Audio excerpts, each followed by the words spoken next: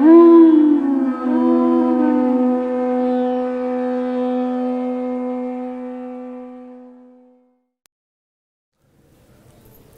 Krishna. So it's a great honor for me to speak from Srimad Bhagavatam in the holiest abode of Sri Vrindavan Dham, in the association of so many wonderful devotees, and definitely I have no qualification for that. And this is why I wanted to ask all of your blessings, so that whatever I say would fulfill the criteria of the austerity of speech as given in the 17th chapter of Bhagavad Gita. Anudvega karam bhakyam satyam priyam hitam chayat svajaya bhyasanam chaiva manmaya tapa uchate. That our speech should be satyam, truthful. At the same time, it should be priyam, pleasing, and I suppose to the most part it refers to jokes and fun added to the class. I'm sure I wouldn't be able to match the previous speakers with that. And hitam, most important, it should be beneficial for all, myself in the first place, and svadhyaya abhyasanam, that it should be in line with version of Srila Prabhupada's books, authoritative. Hare Krishna. And before we'll speak on the verse, I wanted to ask your permission to say a few words about the complete picture which we are dealing with, because the verse we'll be reading is a detail, and the complete picture is the context of the Bhagavatam, this particular chapter and this particular pastime. And I think it's important for us to understand how the detail fits into the complete picture. So first of all, we're studying the 6th canto of Srimad Bhagavatam, which is mathematically is the central canto of Srimad Bhagavatam, in the same way as the chapter 9 is the central chapter of Bhagavad Gita. And so this chapter is the most confidential knowledge, the most confidential chapter of Bhagavad Gita, dealing with the most confidential aspects of devotional service. And the two most important aspects of devotional service are glorifying the Supreme Lord, chanting His holy names, speaking about Him, and the compassionate nature of Bhakti. That is depicted in the text 14 of the 9th chapter, Satatam Kirtayanto Mam, and then text 30 and 31st, famous verses, Apichat Suduracharo, Bhajate Mam Mananya Bhak, and Kshipram Bhavati Dharmatma. And we can see that this canto 6, which is also the central canto in Srimad Bhagavatam, is very important because right from the beginning it illustrates that statement of Bhagavad Gita, how powerful the chanting of the holy name is, by narrating the story of Ajamil, right from the very beginning of the chapter. And this particular pastime of Chitraketu / Vritrasura we are in the middle of. Actually, these chapters are kind of commentaries given by Shukadeva Goswami, who was asked by Maharaj Parikshit, how come that this horrible demon who was killing all these demigods, he turned out to be such a great devotee? Normally, we have this clear-cut division in our heads, right? In our brain, that if someone is a demon, he or she's, that person's supposed to be demoniac, having nothing to do with bhakti.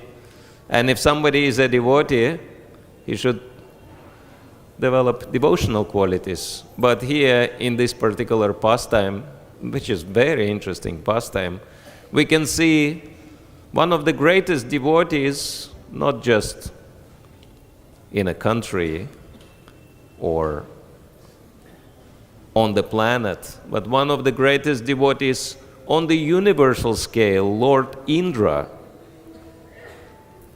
specifically empowered by the Supreme Lord to represent him.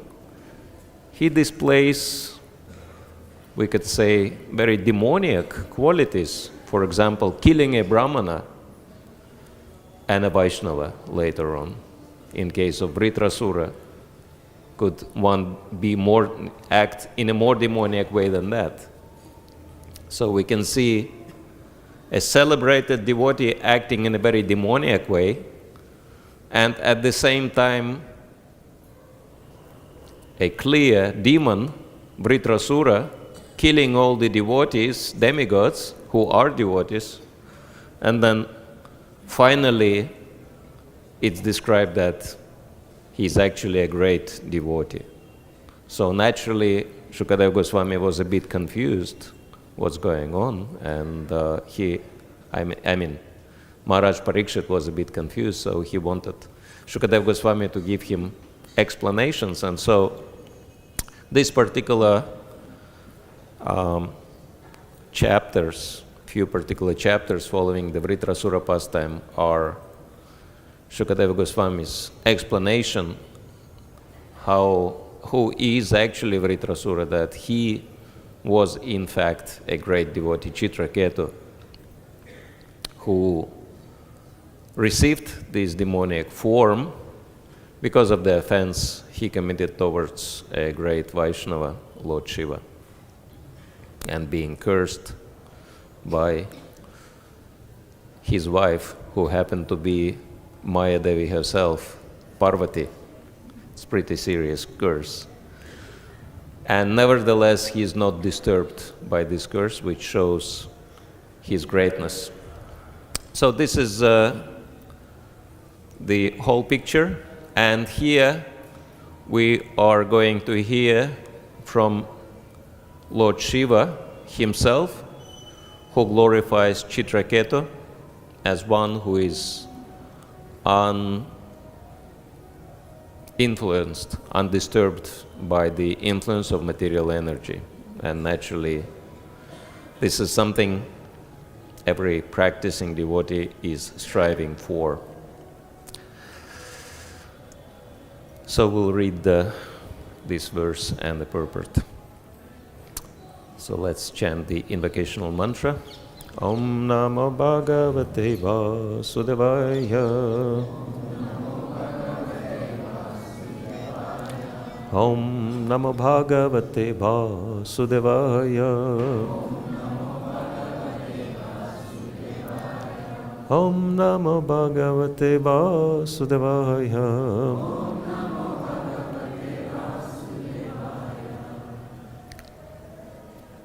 Aviveka krita pumso. Aviveka krita pumso. Yarta bedaivatmanye. Yarta bedaivatmanye. Gunadosha vikalpascha. Gunadosha vikalpascha. Videvasrajivat krita. Videvasrajivat krita. Aviveka krita pumso. Yartabeda ivatmani Gunadosha vikalpascha Videvasa jivat krita. Synonyms: Aviveka krita, done in ignorance, without mature consideration. Pumsa, of the living entity. He, indeed. Artabeda, differentiation of value. Iva, like. Atmani, in himself. Gunadosha, of quality and fault. Vikalpaha, imagination. Cha, and. Pit, difference. Eva, certainly. Sraji, in a garland. But, like. Kritaha, made. Translation purported by His Divine Grace by Charanaravinda Bhaktivedanta Swami. Srila Prabhupada ki jai. As one mistakenly considers a flower garland to be a snake or experiences happiness and distress in a dream, so, in the material world, by a lack of careful consideration, we differentiate between happiness and distress, considering one good and the other bad. Purport. The happiness and distress in the material world of duality are both mistaken ideas. In the Chaitanya Charitamrita, Antya 4.176, it is said, Vaite Badra Bhadra Gyan Sabha Manodharma Ei Bala Ei Manda Ei Sababram. The distinctions between happiness and distress in the material world of duality are simply mental concoctions. For the so-called happiness and distress are actually one and the same. They are like the happiness and distress in dreams. A sleeping man creates his happiness and distress by dreaming, although actually they have no existence. So how do I understand this? That happiness and distress are the same. Well, there is a little joke, so you expected to laugh at the end. Not now.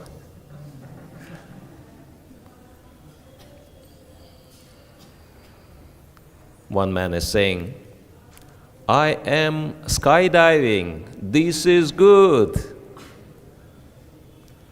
But my parachute didn't open, this is bad. But I have emergency parachute, this is good. But it doesn't open either, this is bad. I'm still high in the sky, above the ground, this is good. But the ground approaches very swiftly, this is bad. But on the ground, underneath of me, I see a stack of hay, this is good. But there are hay forks sticking out of it, this is bad. I never landed on the hay forks, this is good. But I missed the stack of hay also. So this is the kind of illustration of the material life. Good, bad, bang. At the end, it's all over. And what was good, what was bad, nobody knows. What was the value of it all? Because at the end, we're as good as dead. We're all part of the ultimate statistics. 10 out of 10 die. So from spiritual point of view, so-called good has no better value than so-called bad. So that's why it's considered to be illusion. And we'll continue reading the purport. The other example given in this verse is that a flower garland is originally very nice, but by mistake, for want of mature knowledge, one may consider it a snake. In this connection, there is a statement by Prabhupada Saraswati, Vishvam Purna Sukhayate. Everyone in this material world is distressed by miserable conditions. But Srila Prabhupada Saraswati says that this world is full of happiness. How is this possible?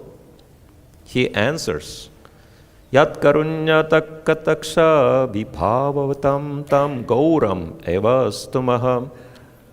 A devotee accepts the distress of this material world as happiness only due to the causeless mercy of Sri Chaitanya Mahaprabhu.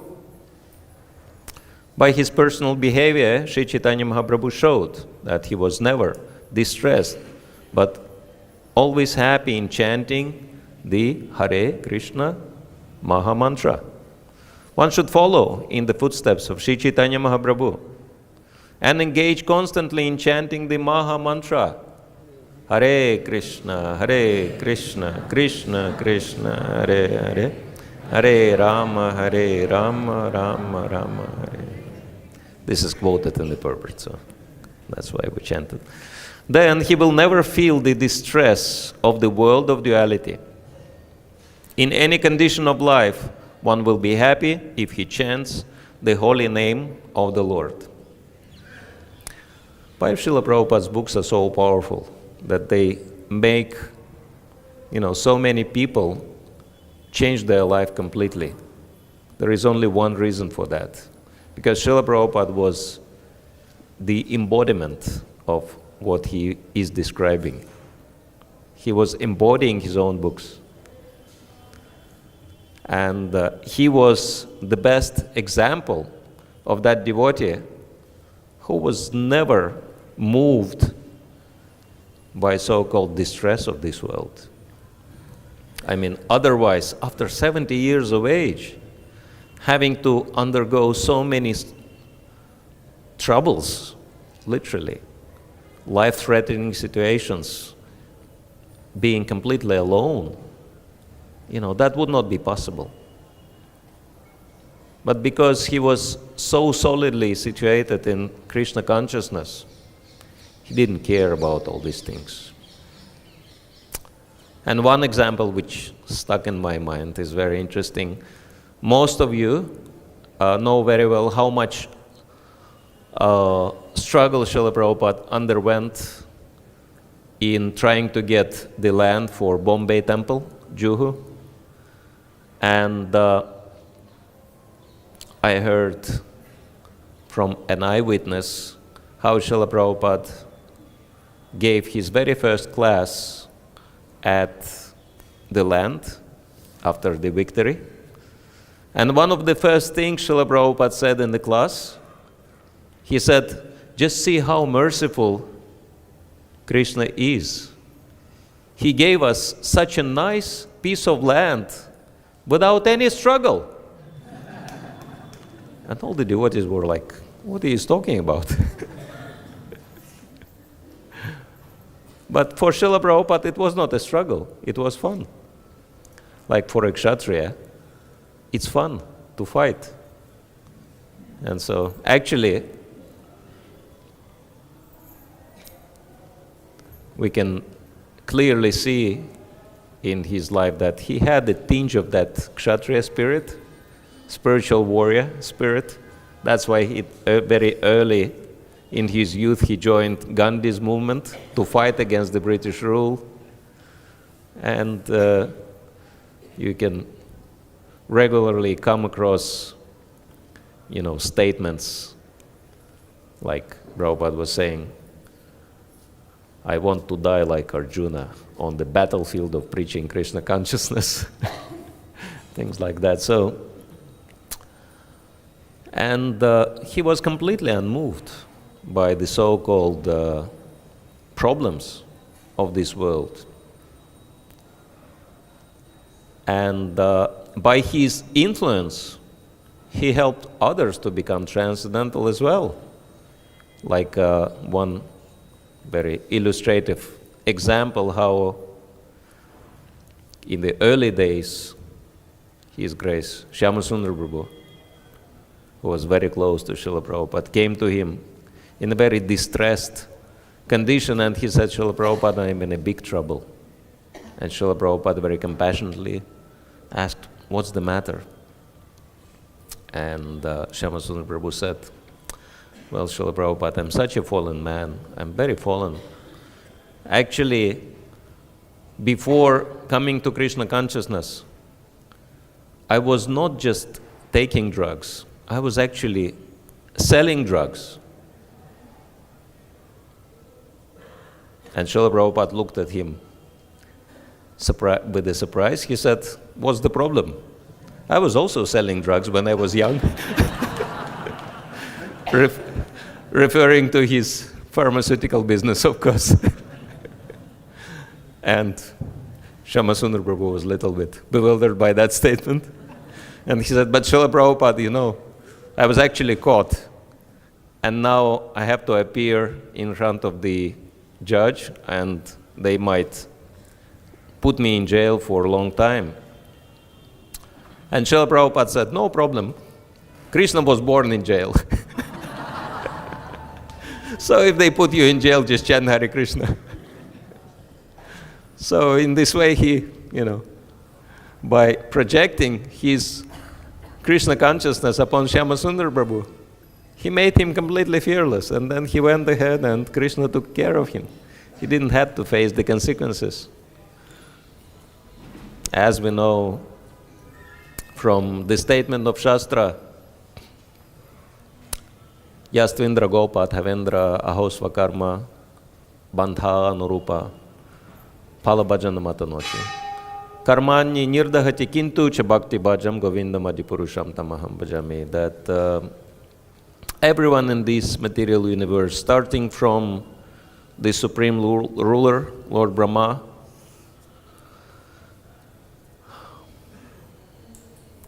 down to very insignificant microbe, Indra Gopa, they all have to face the consequences of their karma. But if someone worships Krishna with love, Bhakti Bhajam, Karmanya Nirdahati, then karma will have no effect on such a personality. And we can see these bright examples like King Chitraketu, Srila Prabhupada, how it works in real life situations. And so we'll finish up the purport. In dreams, we sometimes enjoy eating sweet rice and sometimes suffer as if one of our beloved family member had died. Because the same mind and body exist in the same material world of duality when we are awake. The so-called happiness and distress of this world are no better than the false, superficial happiness of dreams. The mind is the via medium of both dreams and wakefulness, and everything created by the mind in terms of sankalpa and vikalpa, acceptance and rejection, is called mano dharma, or mental concoction. So again, Srila Prabhupada refers to that verse from Chaitanya Charitamrita he quoted right in the beginning of the purport. And it's quite interesting to see what was the context in which Sri Chaitanya Mahaprabhu said that, made that statement. And if you look at this chapter of Chaitanya Charitamrita, you will find how Sanatana Goswami, who was sent by Sri Chaitanya Mahaprabhu here in Vrindavan, and quite a few associates of Lord Chaitanya were already here. And then Sri Chaitanya Mahaprabhu told Sanatana Goswami, my devotees, they really live in a very poor conditions in Vrindavan. They just have one torn quilt and, one pitcher for a water, and that's it. So could you please go to Vrindavan and look after them properly? And so then Sanatana Goswami went to Vrindavan.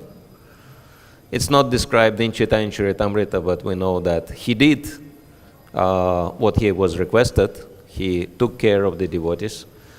And then he went back to Jagannath Puri to see Sri Chaitanya Mahaprabhu. But on the way, he didn't have proper water for bathing and drinking, and he didn't have proper food. And as a result, he contracted very bad skin disease, skin infection, which resulted in sores covering his whole body. And these sores were emanating pus. And apparently his misery was so acute that Sanatana Goswami decided, upon arriving to Jagannath Puri, just see Lord Chaitanya and Jagannath, and then it was Ratha Yatra time, and then throw himself under the wheel of the cart to finish his life. But when he came, and he stayed with Haridas Thakur, and Lord Chaitanya personally came to visit them, and on the very first visit, even though Sanatana Goswami was trying to stay away from Sri Chaitanya Mahaprabhu, Lord Chaitanya personally came to him and embraced him against his wish, even though Sanatana Goswami was saying, please, my Lord, I am contaminated, so please don't do that.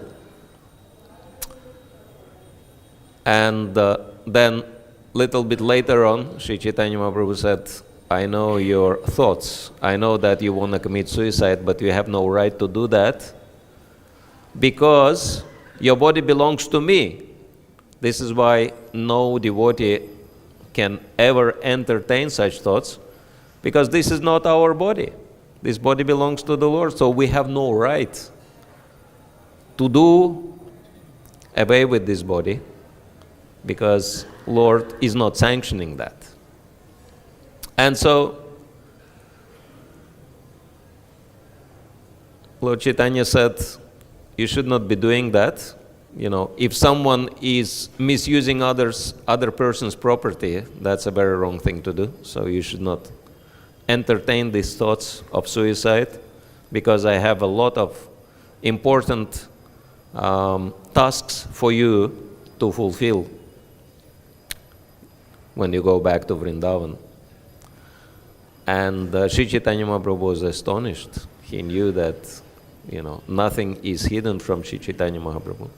Sanatana Goswami was astonished. He realized that Lord Chaitanya knows everything. And then Lord Chaitanya continued embracing him again and again and again. And Sanatana Goswami was suffering greatly because, Lord Chaitanya's body kept, was smeared every time with his pus. You can imagine. And then he spoke to Jagannananda Pandit, asking what I should do. I cannot stay like that because Sri Chaitanya Mahaprabhu continues embracing me. And he forbade me to commit suicide, so it's kind of catch. And Jagannananda Pandit said, well, if he wants you to go to Vrindavan, you should go now, and in this way you will not be placed in prison. And so then Sanatana Goswami decided this is a good advice, and then he told that to Sri Chaitanya Mahaprabhu, and Sri Chaitanya Mahaprabhu scolded him. He said, who is this Jaga? Referring to Jagannananda Pandit. He's just a new boy, he's just a neophyte. And he dares to advise you, such an exalted devotee? And Sanatana Goswami said, now I realize that Jagannananda Pandit is more dear to you than me, because you're praising me and chastising me.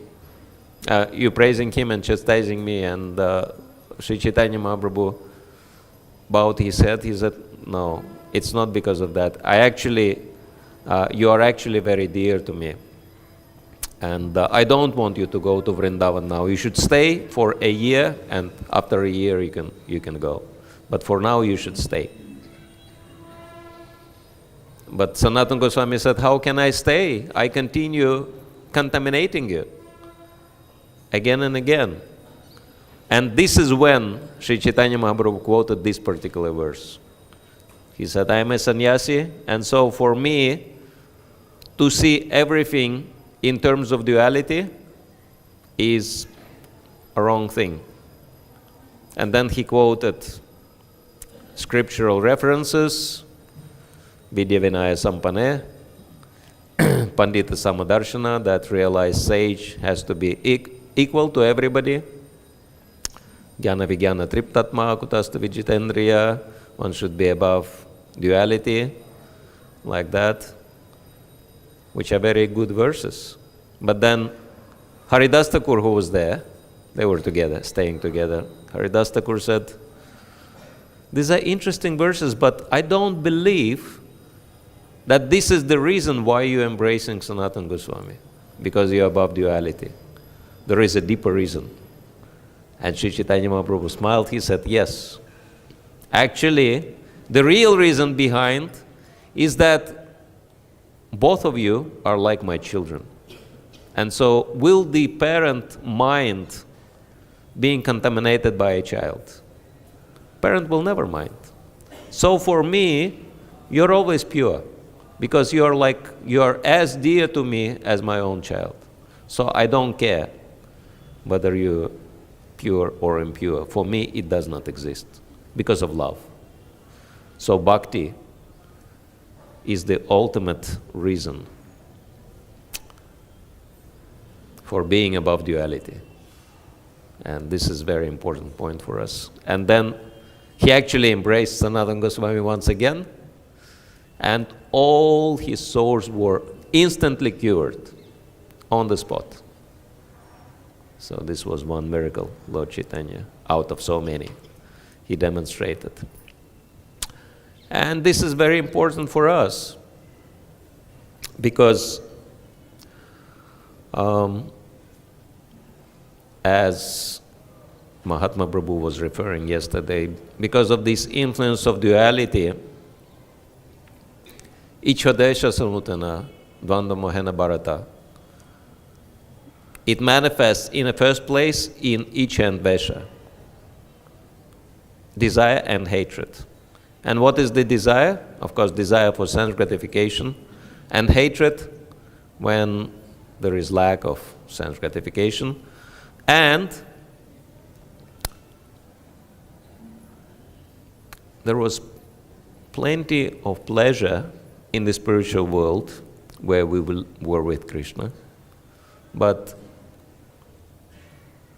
why did we come here? Not just for sense gratification. There is an ultimate desire of control, of position. And this is what people are fighting for. And unfortunately, the ultimate desire of the conditioned soul is to attain the ultimate position, right? And what is the ultimate position? To be God. So this is why we came to the material world, and so it's pretty congested in here because there are so many gods fighting for superiority. Of course, gods starting with the small g. And this is the whole problem. And that's why Srila Prabhupada, I'm not sure if he put that in exactly the same way, but he expressed the idea very clearly, that there are two most important things in life to learn. That one, that God is there, Krishna is there. And second, which is even more important, that it's not you. He is not you. So, but when we come to Krishna consciousness, of course we accept the idea that God is there, but it's pretty hard to accept the second idea, that it's not me. Somehow, even though we may say that, oh, I'm not God, but by our activity, we want to impress upon others that we are, right? And unfortunately, it's happening even in religious circles, big way. That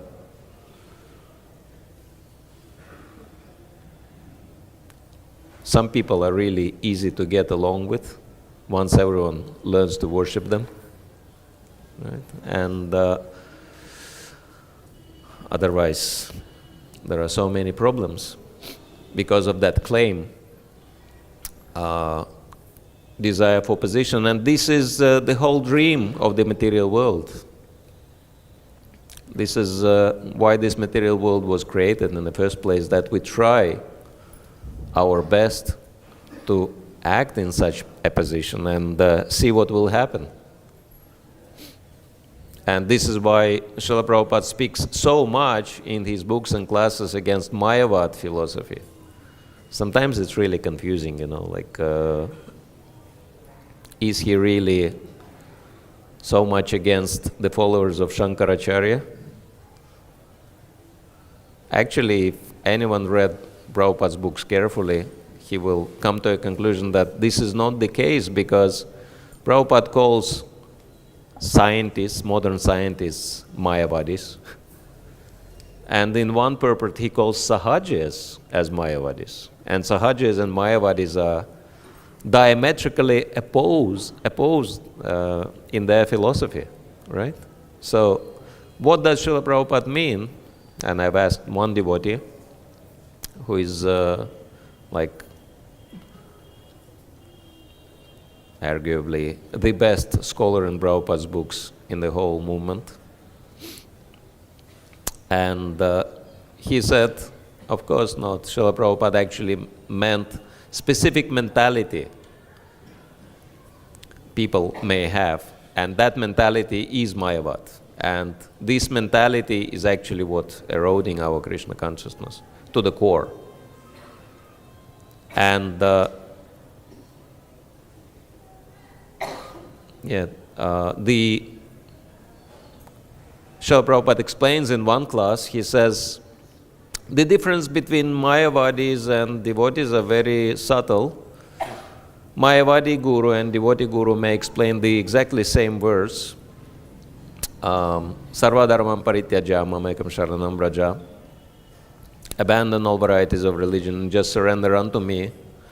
But the devotee will say, Krishna is asking us to surrender unto him, so I'm also asking all of you, let us all surrender unto Krishna.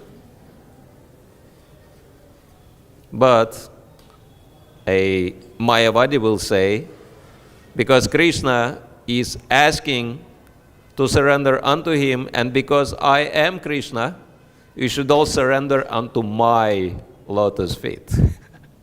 That's Mayavad. Claiming an absolute and undisputed authority. And second feature of Mayavad is their famous statement, Brahma Satya Jagan Mitya.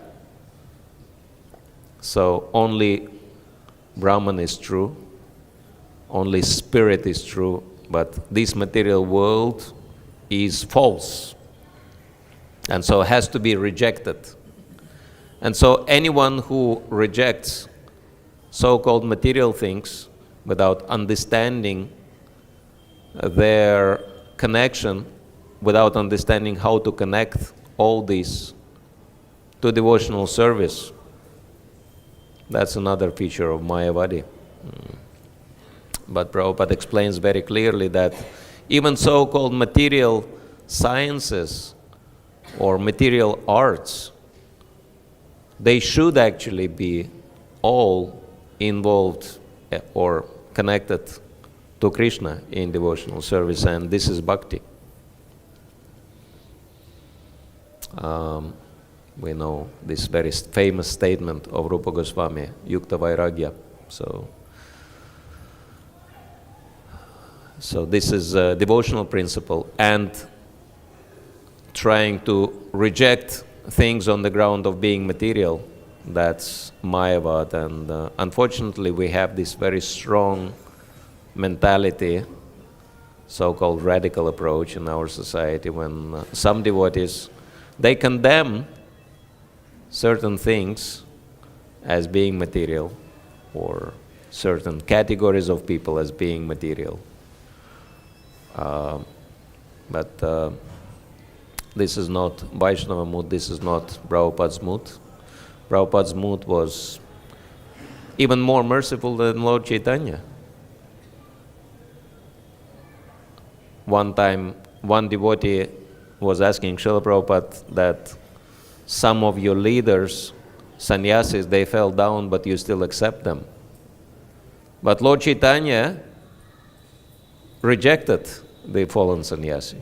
So why are you accepting fallen sannyasis? And Srila Prabhupada very humbly said, well, I cannot afford doing what Lord Chaitanya did. So I have to accept everyone, and I have to engage everyone in devotional service. So this is very important for all of us to understand, that this movement is the movement of love, mercy, compassion. And anything which goes against this principle is, well,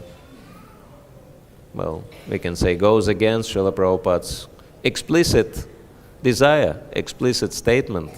The very first statement of ISKCON, the very first purpose of ISKCON is to systematically propagate spiritual knowledge to society at large and teach all people the techniques of spiritual life in order to check the imbalance of values in life and achieve real unity and peace in the world. And so, of course, in the last 50 years, we may say we've achieved quite a bit, but what about achieving real unity and peace in the world? Or what about achieving real unity and peace? What to speak of spiritual people? What to speak of Vaishnavas? What to speak of Gaudiya Vaishnavas? At least real unity and peace amongst Prabhupada's followers? Have we done that? So, if we agree that we haven't, maybe we should do something about it. And that's why I really appreciate the services of devotees like Brahmatirtha Prabhu and Mahatma Prabhu, who are trying to facilitate peace and unity amongst devotees. And I'm aspiring to humbly follow in their footsteps. Hare Krishna. Thank you all very much. We still have 9 minutes, so if anyone has any comments, questions, suggestions, complaints, corrections, you're welcome. Brahmatirtha Prabhu, do we have a microphone? Oh yeah, thank you Prabhu. Shankar Prabhu. I like your points, especially on the interpretation of Prabhupada, that he didn't do as Lord Chaitanya did. So, and sometimes then we may have to not, and Prabhupada didn't exactly do everything Bhakti Saraswati did, for example, 64 vows versus 16. So on one hand, Prabhupada's our founder of Charya, so we have to be very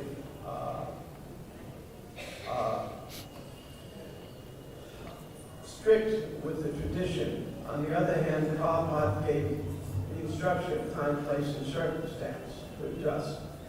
So how do we achieve that balance? Oh, thank you very much. I'm sure you know the answer to this question much better than me. But yes, the first and foremost instruction of Srila Prabhupada was to his leaders, create unity in diversity. That was Srila Prabhupada's, primary desire. And unfortunately, we see in past few decades that we are focusing more on diversity without considering unity. And so, as Prabhupada would say, it takes intelligence. And this is what this verse says, aviveka, because viveka in Sanskrit means discrimination. And so, we need to have this mature discrimination in the same way as Srila Prabhupada. Srila Prabhupada was very strict in his presenting the philosophy of Krishna consciousness, but he was very lenient in its application, and so this is called maturity. And so, we need to be very strict in never compromising the principles and the philosophy, but be very personal in application of the philosophy in terms of the individuals. But many times we just, trying to... Anyway, there is a joke actually to that extent. One man says, we've invented a shaving machine.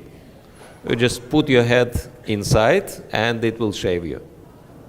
But the other man says, well, how this is possible, because everybody's heads and faces are of different sizes and shapes.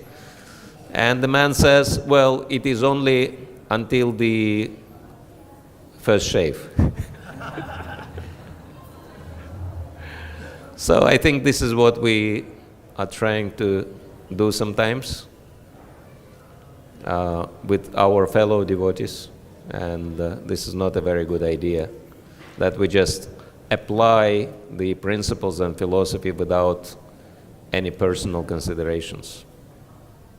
So, we are personalists philosophically, so we need to become personalists in our application of it. Otherwise, we hear some very sad stories. One in Italy, one man who was a leader in one Buddhist group, he became interested in Prabhupada's books, and he joined the movement, and he became very, very serious practitioner. And all the devotees became very happy with that. But after some time, he said, I think I should go back to the Buddhist ashram. And the devotees were asking why. And he said, well, in our Buddhist ashram, we have much better relationship amongst the monks than in here. And so relationship factor is very important for spiritual practice, so I will be better off there than here. So this is very sad, that we have the best philosophy in the world, but application of that philosophy is sometimes requiring some adjustments. But thank you for bringing up this point. All right, so 3 more minutes to go. A question? Okay. Should give priority to Prabhupada disciples. Yes.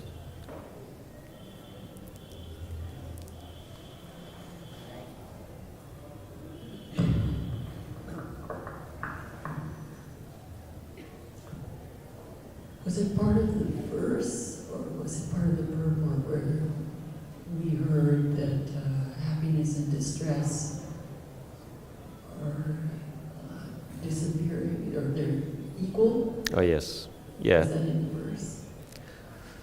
Yeah, actually, the purport says that for the devotee, happiness and distress do not exist, because for devotee, it's only happiness in the world. Like for materialistic person, whether it's good or bad, it's all bad. But for devotee, whether it's good or bad, it's all good, because it's all Krishna's mercy. And I think, thank you for referring to that. I think this is very important. Mahatma Prabhu was mentioning yesterday that forgiveness is a very important part of our lives, that in this way we can overcome the duality. And this is very good. However, there is even higher level than that, forgiveness. That, for example, when we read Bhagavatam, Maharaj Parikshit, Prahlad Maharaj, Chitraketu Maharaj, when they were put in great difficulty, I mean, Maharaj Parikshit was cursed for a very minor offense, for a very minor mistake. He was cursed to die in a horrible way. And we never read in Bhagavatam that Maharaj Parikshit says, "Oh, I am forgiving this foolish boy." Or we never read in Bhagavatam that Maharaj Prahlad says, "I am forgiving my father." Or Maharaj Chitraketu doesn't say to Parvati, "Okay, you shoot from the hip, but I forgive you." No. Why? Because that level of Krishna consciousness does not even require forgiveness. Because Krishna consciousness means to realize that Krishna is always in control. Whatever happens in our lives, it's not even a blade of grass can move without the sanction of the Lord. And so fully Krishna conscious person will be happy with anything in life, because it's all Krishna's mercy. And this is the level we should strive for. And I can share a little practice I'm following on my own, which really helps in any miserable condition you're in. And as long as we live in this material world, misery is guaranteed. How many of you would like to know how to change your mentality in a miserable situation? Okay. So the process is very simple. Ask yourself, when you are in trouble, why it is good for me? How Krishna is showing his mercy towards me by putting me in this troublesome situation. And I can guarantee that you will find many, many benefits. And what is the topmost benefit from miserable situation? Ability to think of Krishna. How many of you found that it is true that in trouble, it's much easier for you to think of Krishna than in happiness? So that's why, devotees have very strange mentality. For devotee, the worse is better. And the better is actually worse. So, but again, we should not apply it to others, right? We should only apply it to ourselves. That's also something which was mentioned yesterday. Like some people joke that if you learn to see good in everything, it's easier to be evil, right? So we should not follow that system. We should try to, make others happy, but when misery is coming to us, we should take it as Krishna's mercy, but we should never cause any distress to others, because it may backlash. I mean, even though we are devotees, and of course, the excuse is, "Oh, I am a devotee, so whatever I do, I'll never go to hell." Yes, it is true. Devotee will never go to hell, but we can see in the example of this particular story that a devotee without going to hell can be put in such a hellish condition without going to hell, that the hell will look like a paradise. In comparison, the hell may fade in comparison. Thank you for that. I wanted to also mention that Krishna says to Uddhava that when we leave our body, we lose everything that we so-called own, just as one loses the objects he possesses in a dream as soon as the dream is over. So I was thinking that this material life is like a dream. So whatever happiness or distress we experience in our life is finished as soon as the dream is over. Yeah. Thank you. So we should wake up to the reality by chanting the holy names. Hare Krishna, Krishna Krishna, Hare Hare, Hare Rama, Rama Rama, Hare. So thank you all very much, and sorry Panchagoda Prabhu for going 3 minutes over time. Srila Prabhupada ki jai, Grantaraj Srimad Bhagavatam ki jai, Gaur Premanande.